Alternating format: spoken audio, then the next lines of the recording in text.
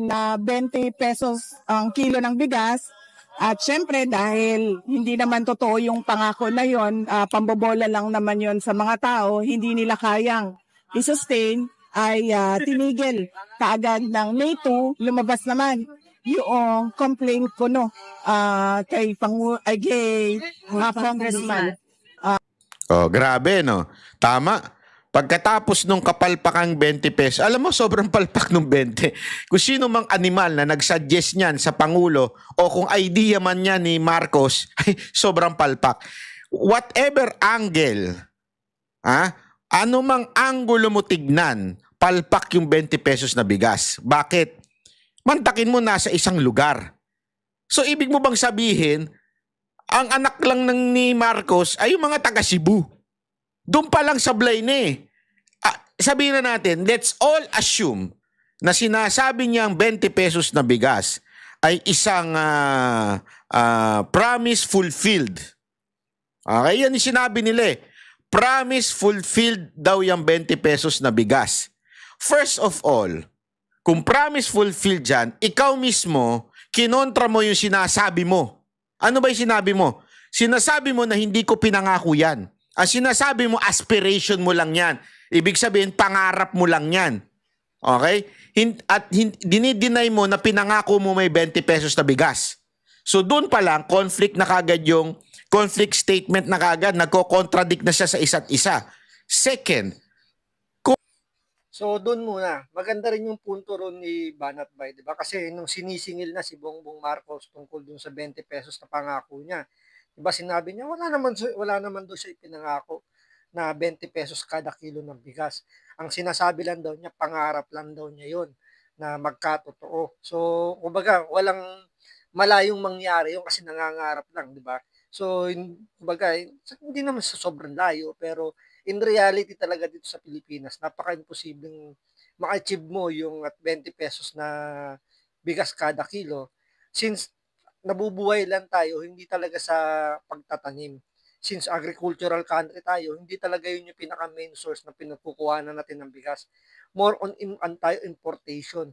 So, as long as nag import tayo ng bigas, hindi natin ma-achieve yung 20 pesos na kada kilo na yun. So, yung sinasabi ni Banat Bay na kinokontra ni Bongbong Marcos yung statement niya, totoo po yun. Talagang contradicting yung mga sinasabi niya. At mukhang yung nag-suggest na buhay nitong 20 pesos na issue ni Bongbong Marcos, siguro nung pinag-decide nila to, medyo lumulutang pa yung kanilang mga isip at hindi nila naisip yung mga ganyang consequence o yung mga pwedeng mag-backfire sa kanila yung kanilang mga plano.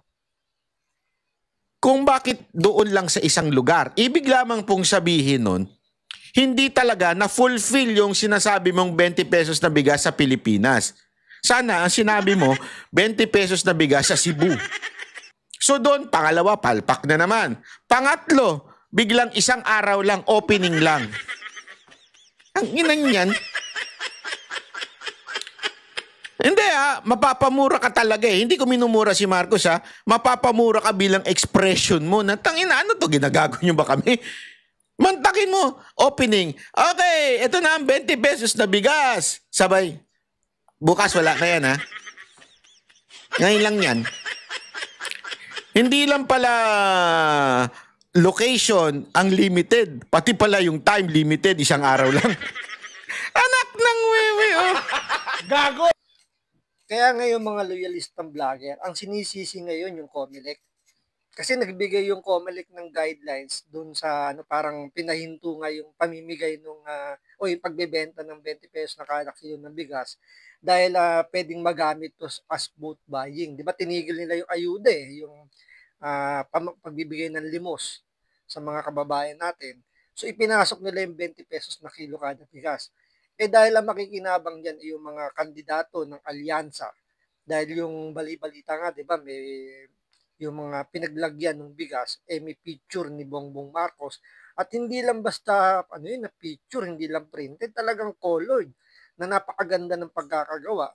At talagang, yun yung nakikita ng COMELEC na, na dahilan kaya sinuspindi nila yung pamimigay o ipagbebenta ng bigas. Dahil nga, pwedeng magamit yung. Kaya ngayon, yung mga loyalistang vlogger, sinisisi yung COMELEC dahil kung hindi raw pinigilan ng COMELEC, naipatupad daw ni Bongbong Marcos yung 20 pesos na kada kilo ng bigas. Yun nga lang, sabi nga ni Banat Bay, bakit sa Visayas lang? Visayas lang ba ang anak ng presidente? Buong Pilipinas ang nangangailangan ng murang bigas at hindi lang Visayas. Di ba? Syempre, dahil lang Visayas, isa sa mga boat rich region yan. Di ba, na area. So, yan yung ipantatapat kasi nila sa Mindanao. Kasi ang Mindanao, hindi na nila makukuha yan. Nakasolid Duterte na yan. So, panabla nila itong Visayas, especially yung Cebu. Kaya yan yung pinipilit nilang makuha.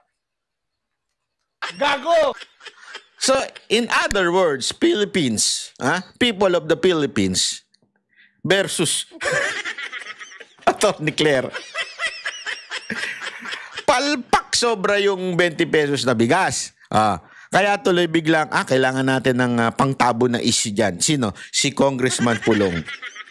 Sabihin natin na nindak si Congressman Pulong ng isang di umanong bugaw daw. Okay, fine.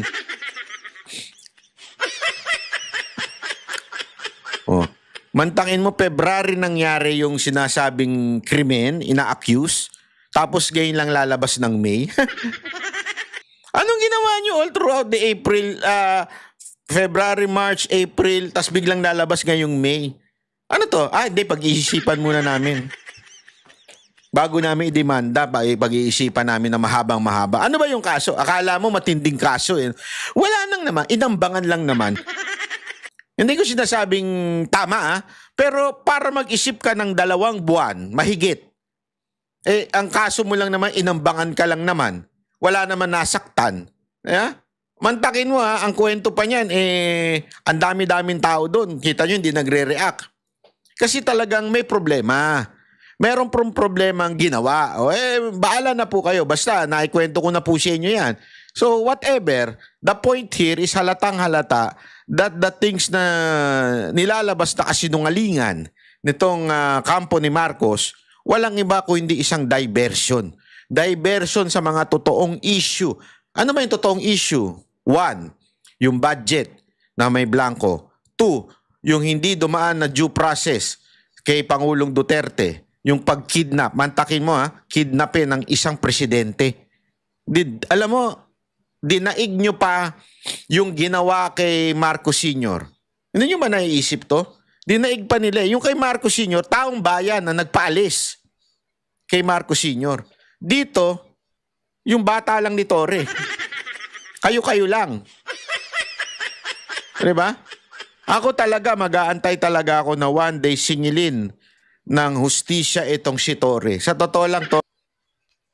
Yung sinasabi ni Banat Bay na diversionary tactic to ng administrasyon, mukhang totoo. Kasi nga may pattern Every time may lumalabas na kapalpakan ang administrasyon ni Bongbong Marcos, makikita mo meron silang isinisingit na issue para matabunan. Di ba? Tulad nung sa BICAM. Di ba? Ipinasok nila yung impeachment. Nung dinukot si Pangulong Duterte, nagpasok na naman sila ng panibagong issue, yung 20 pesos na kilo kada bigas.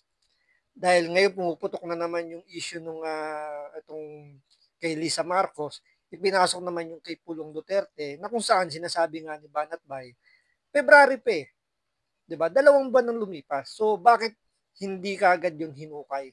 So kung kailan may panibagong issue na naman na kinakasangkutan nitong administrasyon ni Bongbong Marcos, by the way, may isa pa pala yung gold laundering daw, yung sa Hong Kong. 'Di ba? So hinukay bigla yung kay Pulong Duterte na kumbaga napakaliit na issue lang 'yon. So hindi pa nga sumasagot si Pulong Duterte, hindi pa natin nakikita yung affidavit niya. Affidavit pa lang nung nag-aakusa, 'di ba? So hindi pa natin pwedeng sabihin totoo yung akusasyon hangga't walang nilalabas pang statement si Pulong Duterte. So sa bawat kwento may laging dalawang version. So kailangan mo natin marinig yung version ng kabila. Saka tayo magde-decide kung ano yung kung sa tingin natin ano yung mas may katotohanan. So tuloy natin.